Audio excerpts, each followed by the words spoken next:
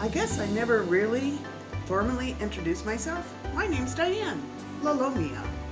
Yes, it's Italian. I married a Sicilian. So I had to learn to cook and can. Because you see, Italians love tomatoes. And I didn't learn how to can growing up. As a matter of fact, I didn't even have a garden growing up. I moved an average of once a year. How could you have a garden when you moved that much? Well, I had an inspiration with my Mama Jessie. My great-grandmother on my father's side was my hero. She had a garden. She canned everything from her garden. She had a tin roof on her little cabin. She was self-sufficient and probably a better shot with a gun than any of the men in the county. She had a farm with animals. She had to do this. She was born in the 1880s. She died when I was 16. But that's a story for another day. Anyways, when I got married, I learned how to can 35, probably almost 40 years ago. My mother-in-law taught me how to can tomatoes. Yes, I started with tomatoes. You see, that's pretty easy to can, and she knew how to do it. She was Polish and married a Sicilian, so she learned too after she got married. But that's another story for another day. So, anyways, over the years, I've learned to can more, gotten more confident. When I started out, I was doing water bath canning only. I did that for many years. Then I progressed, after I had a garden, to do other vegetables, water bath canning.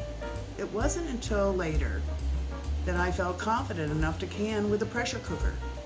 Even though, as a teenager, I had learned to cook dinner in a pressure cooker. Not can, but cook. So I had some familiarity with them, and I had some respect, that's for sure. Until I knew what I was doing, I wanted to go slow. We didn't have YouTube back in those days.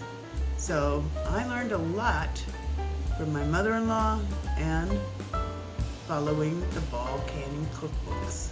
And as you've seen in earlier videos, I had some oldies but goodies too. So if I can do it, you can do it. Because you've got YouTube videos to follow. It's so much easier, and there's so many convenient things for the kitchen now that you should be able to can most anything and have shelf-stable pantry items for whatever comes. You see, a pantry, my Mama Jessie's day, was for all day, every year. They didn't have grocery stores until 1940. My canning became a real convenience for the times when we got snow and we didn't have a real good roads to get to the store. We planned for winter when we didn't have gardens and we may not have power even. So refrigeration and freezing wasn't always a good option. So it just goes to show you how canning can be so beneficial to keep you stocked in your kitchen pantry. Thanks for joining me, and let's get started having some fun.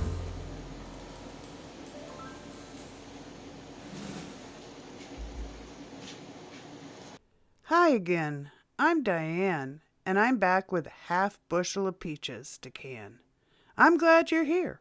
Let me show you what I did with all those peaches.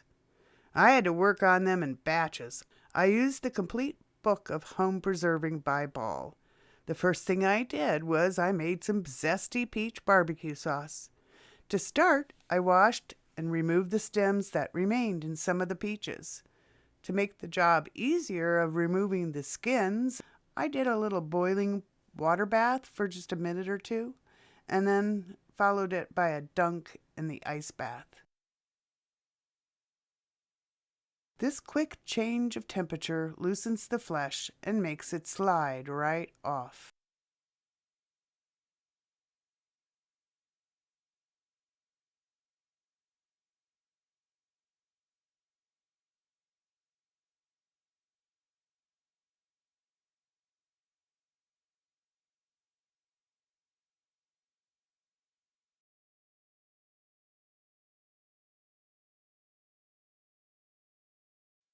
While the peaches cool off, I mixed 1/4 cup of lemon juice with 2 cups of water to keep the peaches from browning. Watch these skins slide right off the peach. In no time, I've got these suckers peeled and put in the lemon water.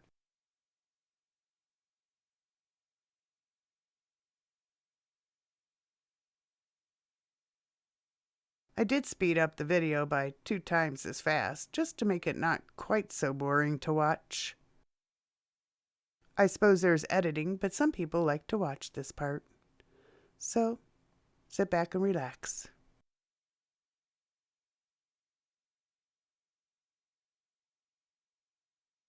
These peaches were really nice and ripe. Look at all that juice. I ended up with a quart of peach juice from the half bushel that I processed.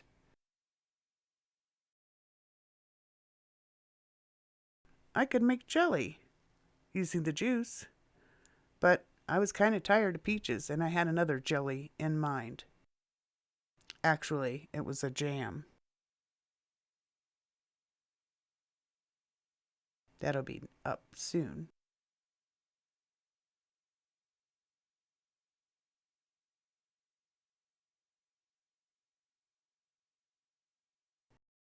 Now to cut them away from the pit and get them in the right bowl.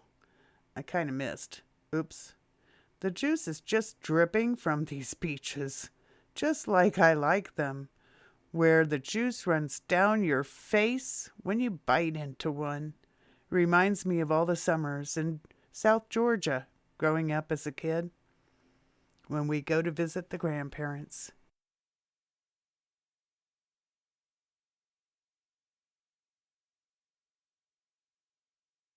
Again, I sped up the video just to keep it from being quite so boring, but it was really fast.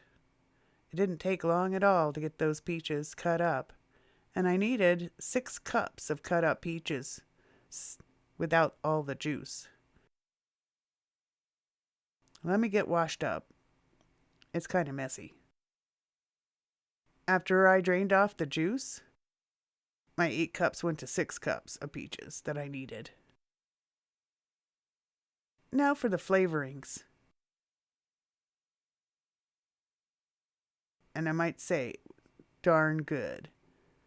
A little peaches, anyone? Actually, I added a little red pepper and the added jalapeno made this batch sing. I love the colors from the fruit, the veggies, and the seasonings. It's an art.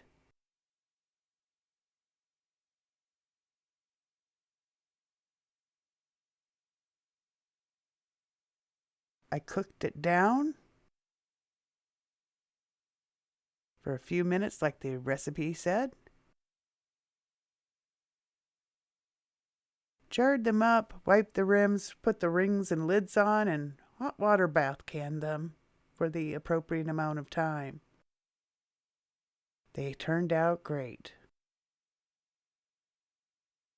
I had enough peaches left over for some jam later.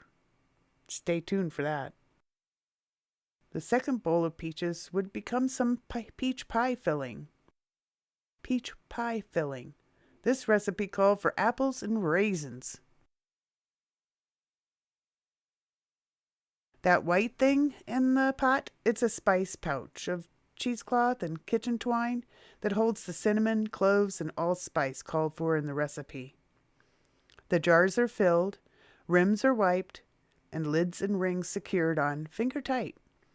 These peach pie fillings will be a taste of summer during the cold winter months in northern Michigan. It'll remind me of my home in Georgia. These 6-pint jars won't be enough peach goodness, so I opted for another recipe. It's coming up next. The center front one didn't seal. Can you see the dimple on top?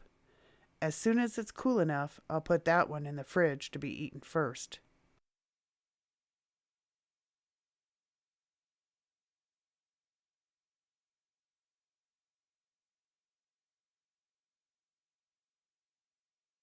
Aren't they a work of art? They're just beautiful.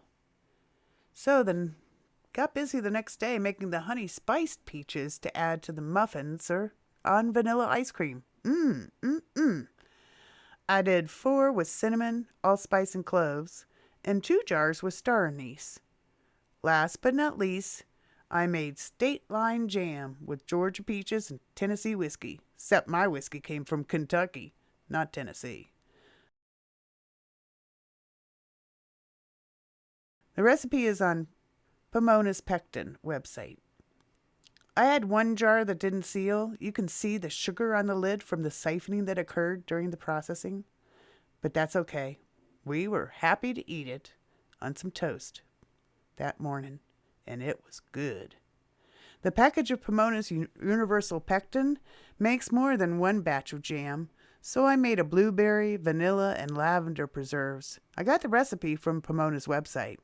I made the lavender tea using dried lavender buds. I harvest a large gallon of lavender buds each summer, so I had plenty. I tried playing dish Jenga, sticking the blueberry-covered utensils. Oops, I lost. I managed to splatter blueberries on the cabinets and myself. Note to self, next time, wear an apron. The cucumbers keep coming, and my first harvest of basil. Remember the jalapenos I picked a couple of weeks ago? I picked 2 pounds. This harvest I got 4 pounds to make another batch of cowboy candy. Here I'm heating up the brine before adding the peppers. I bought some jars off of Amazon that were designed for using labels for gift giving. I learned a valuable lesson. Don't ever use those lids. This time I followed the ball recipe. It's online for cowboy candy. I'll put the link in the recipe in the notes. It uses less sugar and was for 4 pounds of pepper. Perfect. I ended up with 12 half-pint jars, a full canner. I had just enough brine following the ball recipe for cowboy candy. I processed them in the water bath canner, and I was easily entertained by the little things going on in the jars right after they come out of the canner. Sometimes they even make little noises. I'm fascinated watching them, watching those seeds as they dance in the hot liquid inside the jar. Just watch.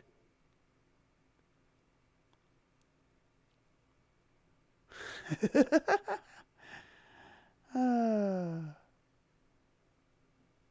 course, I had, out of the 12 that I canned, I had 4 that didn't seal. Not good. I know I should have used my 4 jar lids. When will I ever learn? Can you tell which one didn't seal? Well, I already told you, so. Oh, well. Oh, well, lesson learned. And not to worry. We'll eat that. And enjoy it.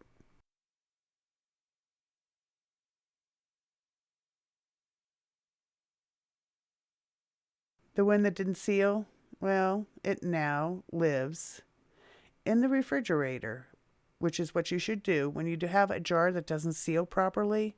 Once it's cool enough that the glass won't break, put it in the refrigerator and keep it. It now lives in my little fridge with my refrigerator pickles. My latest watercolor project involves a King Charles Spaniel that was too cute not to paint. I hope to get it done so I can show you by the end of the video. The sunflowers are over 12 feet tall, so tall that some have fallen over from the weight of the flowers. They reach to the sky. I'm fascinated by little things in nature, and other things too. The things I used to be too busy to even see. Now I appreciate these opportunities to just watch nature with the curiosity of a 2-year-old. I watched this little bee scrambled up to the center of the flower, only to find he wasn't the first one there. A worm was already making headway into helping this flower to compost for next year's garden. A beautiful example of nature's cycle of life.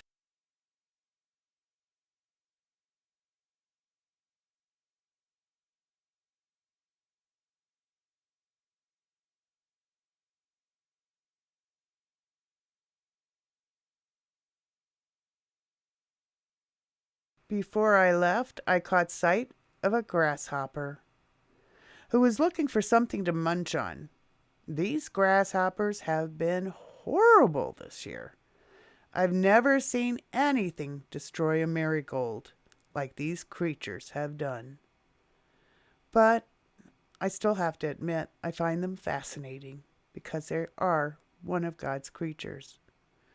I guess this little grasshopper deserves to be around as much as I do. At least for the moment, I'll try to enjoy him, since he's not in my flowers eating them. Well, at least not yet. I did another batch of ugly chicken, and I painted some. But anyways, I had 2 that siphoned, and they didn't seal. I know what we're having for dinner now. So I have time to take a walk in the garden and to enjoy my hardy hibiscus, also known as rose mallow. Thanks for watching. Until next time, eat what you can and can what you can't. See ya.